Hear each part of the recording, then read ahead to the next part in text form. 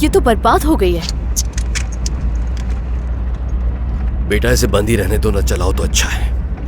घर में भी आप मुझे नहीं सुनने देते, गाड़ी में तो सुनने दे।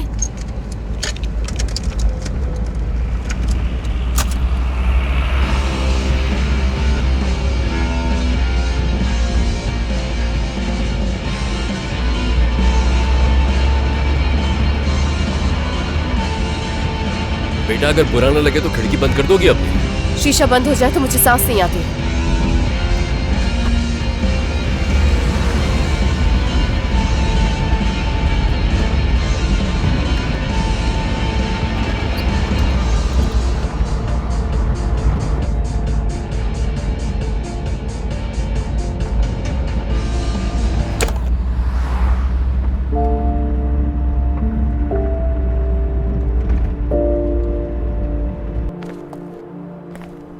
तुम तुर्कान की काफी अच्छी दोस्त बन गई हो। यकीनन ये बहुत अच्छा है। हाँ बिल्कुल, उनका अकेलापन दूर करने के लिए। बिल्कुल सही, ये बहुत अच्छी बात है।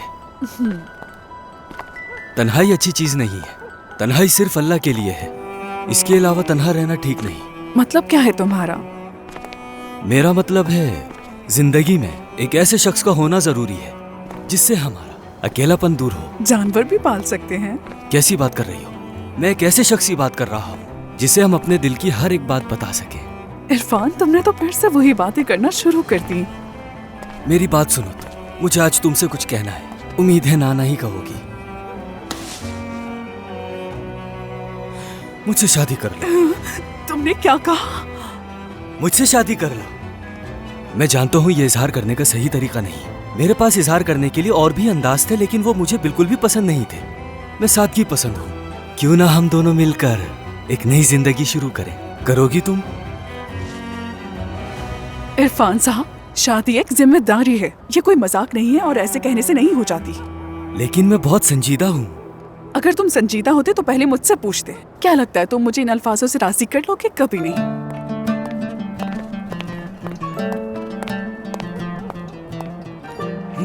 काश मैंने कुछ फूल खरीदे होते। अरे आइला, खुशामदीद। दरिया मेरी जान, सब कैसा रहा? रजिस्ट्रेशन हो गई ना? यूनिवर्सिटी पसंद आई तुम्हें? यूनिवर्सिटी तो वाकई बहुत अच्छी है। वो शहर वाकई बहुत खूबसूरत है। ऐसा लगता है जैसे मैं ख्वाबों की दुनिया में आ गई। दरिया, बाबा क्या हुआ है? रजिस्ट्रेशन तो हो गई है ना? कोई मसला तो नहीं? हाँ हो गई है। बाबा जान, क्या कुछ हुआ है? पता नहीं क्या हो गया है उसे। क्या खराबी है हमारे घर में, समझ नहीं आता क्या मसला हो गया उसके साथ। बाबा जान, अम्मी की वजह से बहुत परेशान है वो, जिसकी वजह से उसका रवैया भी बदल गया है। क्या हाकान से मिलने नहीं गई थी तुम? फाते अंकल के साथ क्यों आई हो यहाँ?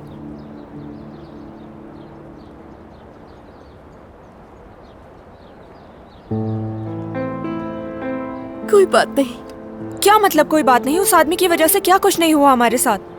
तुम बगैर बताए उस आदमी से मिलने चली गई और उसको यहाँ लेकर आ गई। ये क्या हो रहा है? हाँ, वो आदमी हमारे खानदान का दुश्मन है। हो सकता है अम्मी की हालत भी उसी की वजह से खराब हुई हो।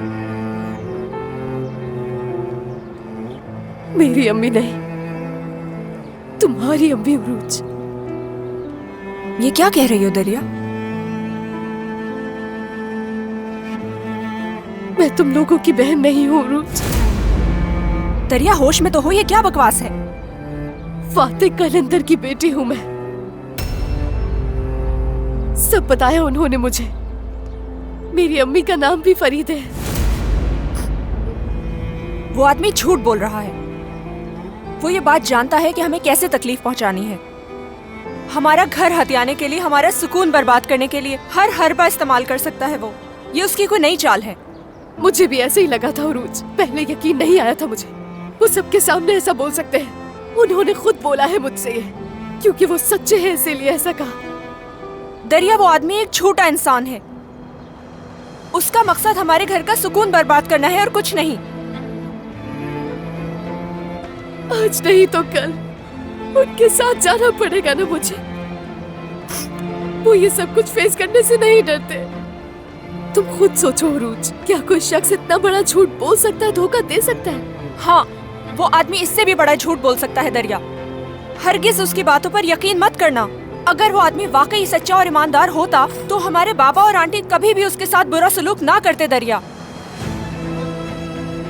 याद है तुम्हें घर की लड़ाई में वो चीख रहे थे, मेरी बच्ची मेरी बच्ची। सुना था तुमने?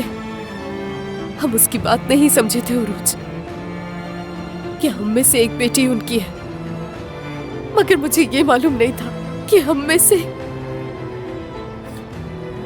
मैं ही उनकी बेटी होंगी। तुम में और मुझ में 1 साल का भी फर्क नहीं है उरूज। कौन से बहन भाई में 10 माह का फर्क होता है? मुझे यकीन नहीं है। हम जैसे बहुत से बहन भाई होते हैं दरिया। देखो, हम 3 बहनें हैं। एक बहुत अच्छी फैमिली है हमारी। तुम जो कह रही हो अम्मी बाबा को पता ना चले। हमें दुआ करनी चाहिए कि हमारी अम्मी ठीक हो जाए और ये मुश्किल वक्त गुजर जाए।